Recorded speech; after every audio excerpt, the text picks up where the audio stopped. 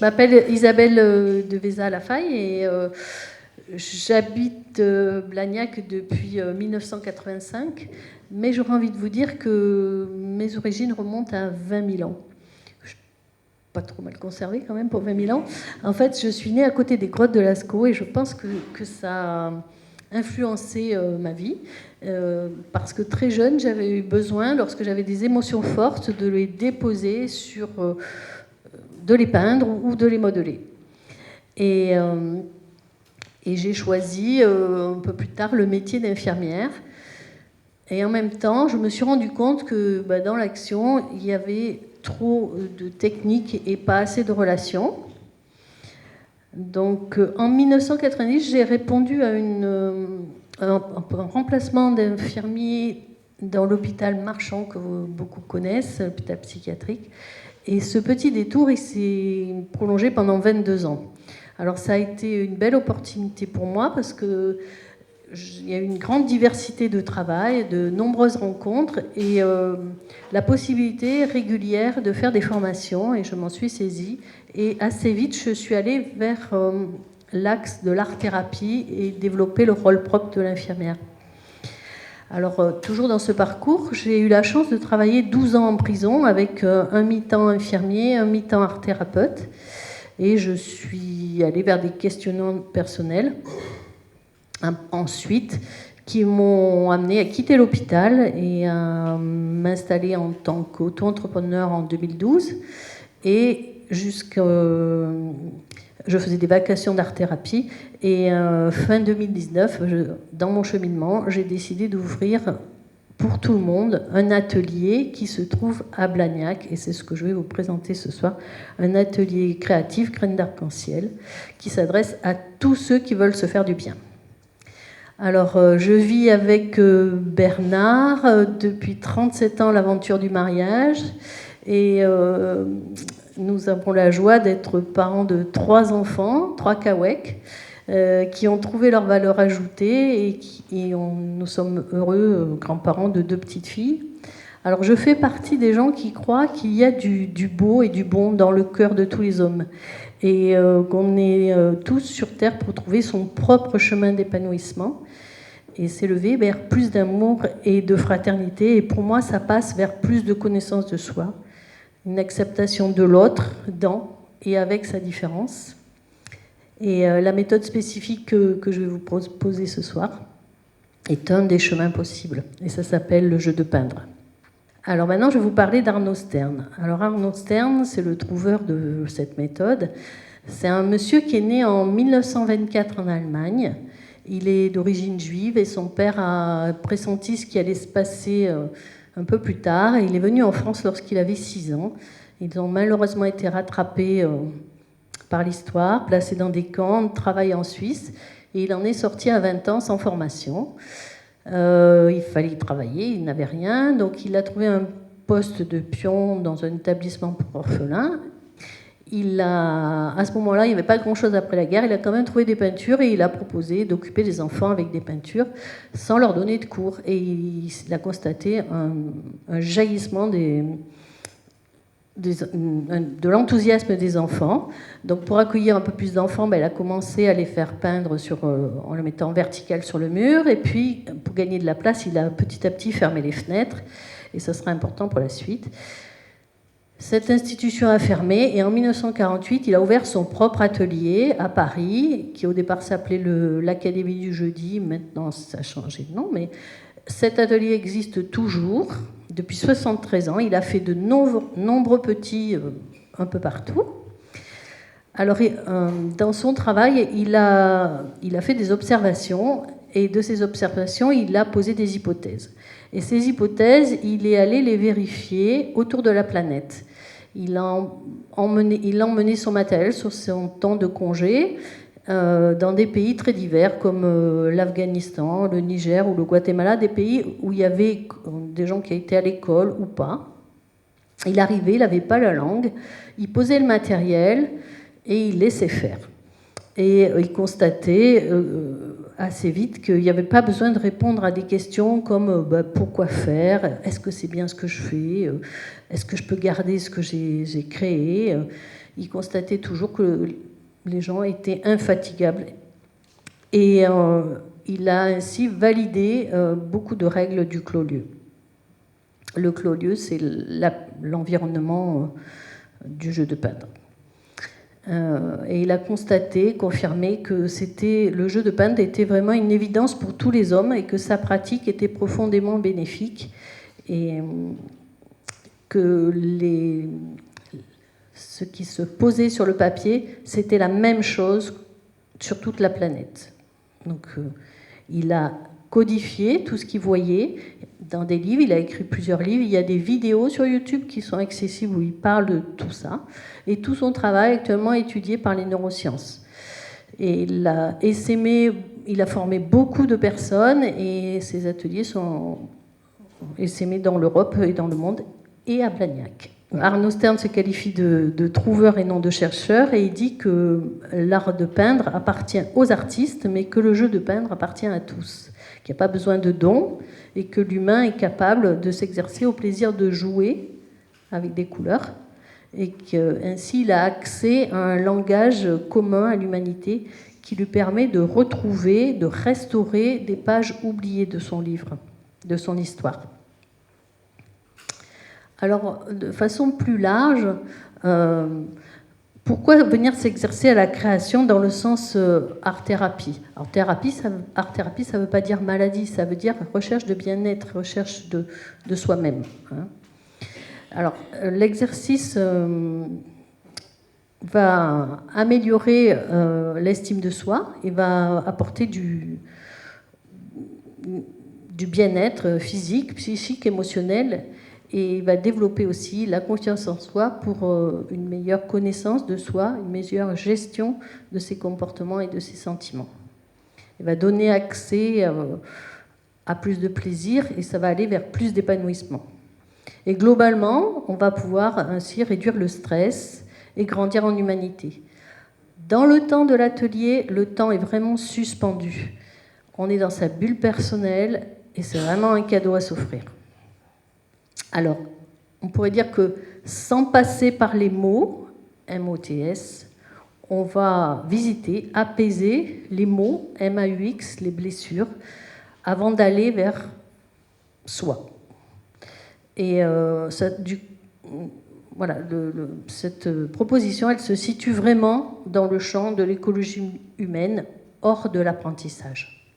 Chacun a des ressources en lui qu'il peut retrouver. Et c'est important dans notre société qui est assez formatée de pouvoir apprendre à gérer ses émotions. Concrètement, comment ça se passe, le jeu de peindre ? Voilà le programme que je vais vous dérouler. Alors le but du jeu de peindre, c'est de libérer le geste créatif, aller vers plus d'intimité avec soi en découvrant le besoin de peindre. Hors de la comparaison, hors de la compétition, le plaisir de peindre va permettre de renouer avec son enfance et avec des mémoires enfouies. Alors, comment ça va se passer ? La proposition de créer librement, sans consigne.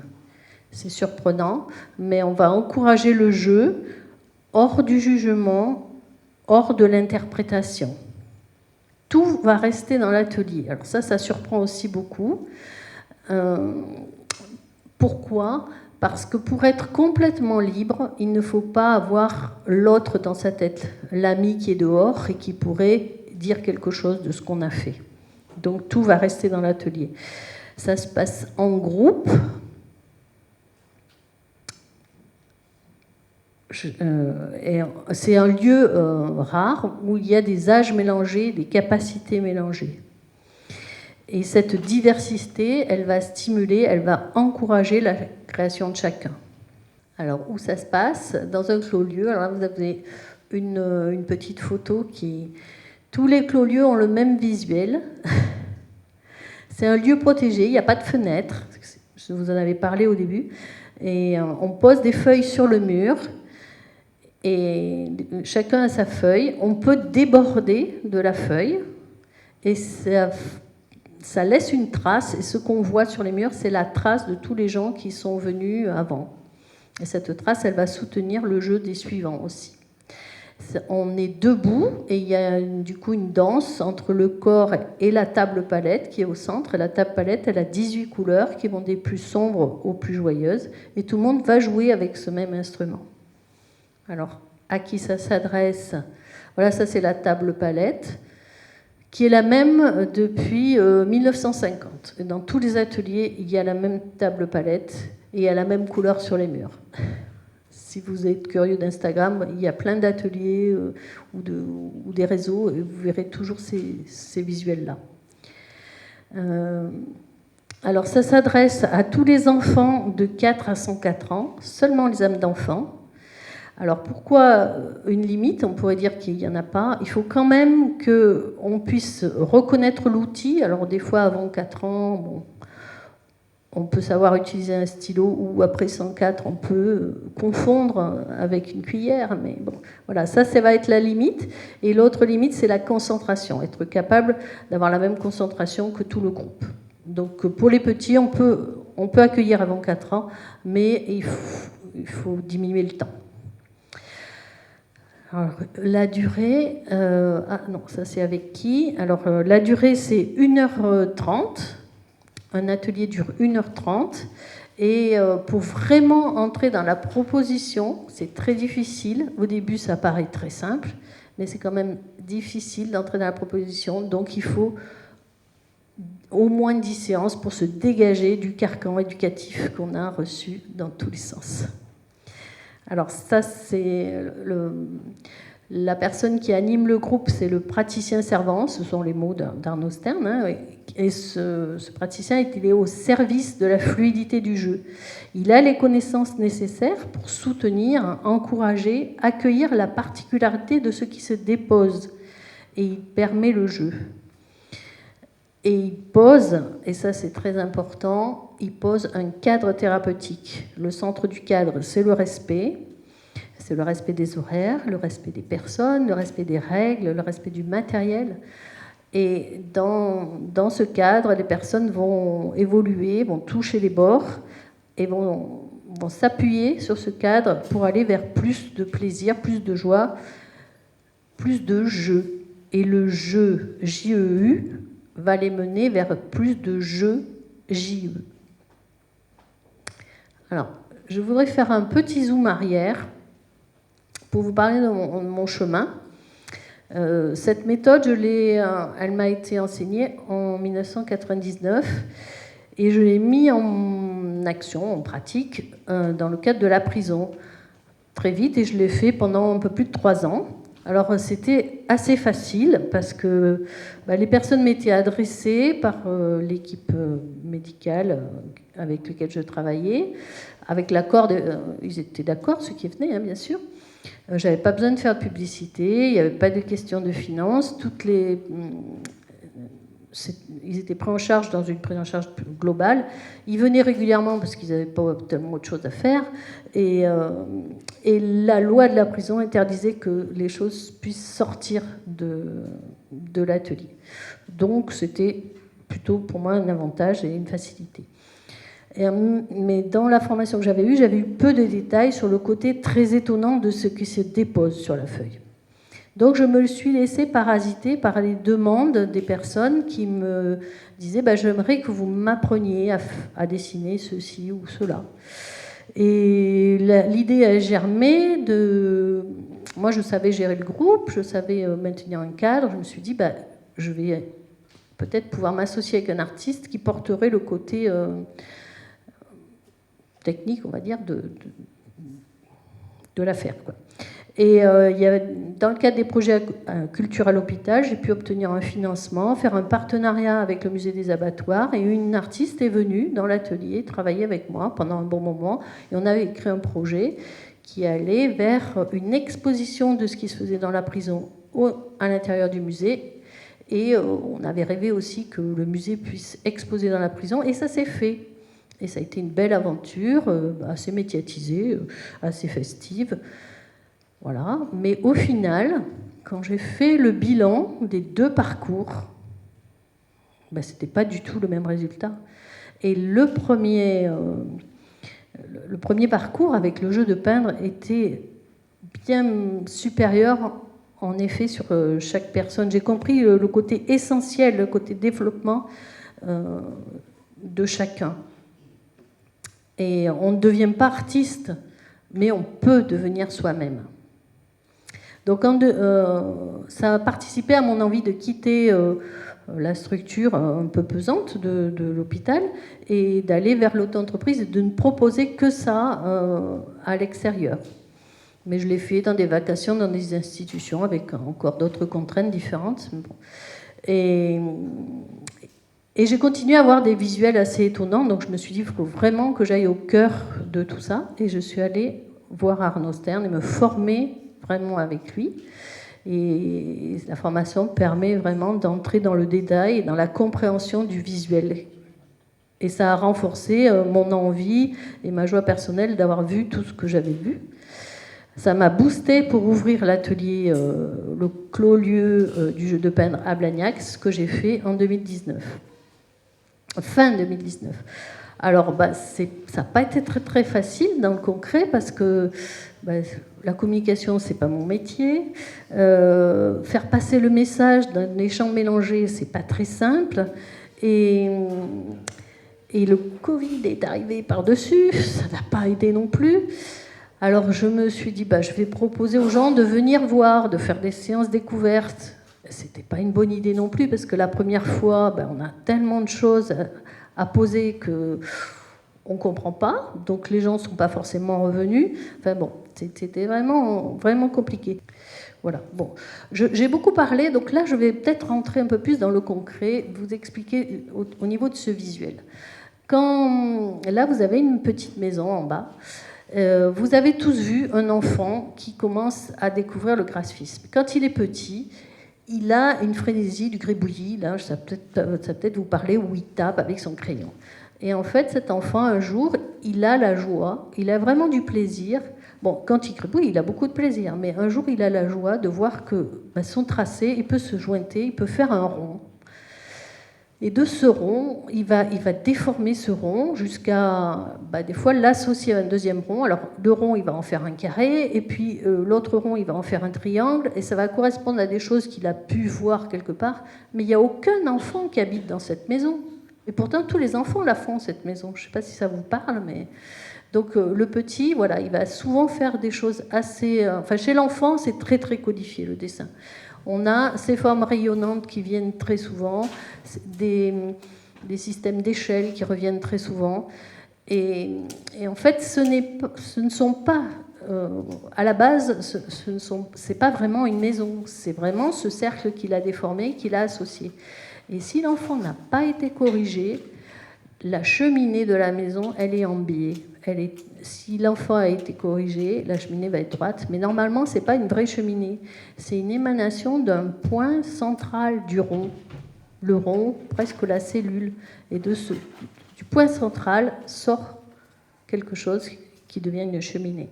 Alors ça, Arnaud Stern les a codifiés en... Les figures primaires, ce sont les premiers ronds, les échelles, les choses comme ça. Et l'enfant peut en faire des objets images. Et l'adulte, il va avoir un graphisme différent. Alors on va lui donner un autre nom. Arnaud Stern va l'appeler les figures essentielles, mais chacun va avoir son propre graphisme et va pouvoir créer... on va parler la même langue, mais c'est vraiment une écriture qui vient du plus profond de chacun et qui se reconnaît. Au bout d'un certain temps, on reconnaît, on voit si la personne est passée dans l'écriture fondamentale du jeu de peindre. Voilà. Alors, je vous ai mis... voilà, l'enfant, il va prendre du plaisir à refaire et à refaire et à refaire. Enfin, c'est vraiment étonnant de voir la joie qui se dégage. Quand ils sont vraiment dedans, il y a une extrême joie. Voilà, je vais m'arrêter là parce que je pense que le temps est passé. J'espère que vous avoir fait découvrir quelque chose, vous avoir interrogé, vous avoir intrigué et vous avoir peut-être donner envie d'en savoir plus, et pourquoi pas de venir découvrir à l'intérieur de l'atelier et avoir semé une petite graine qui peut devenir une graine de joie, parce que c'est vraiment ce qui se vit dans l'atelier. Voilà. Merci pour votre écoute.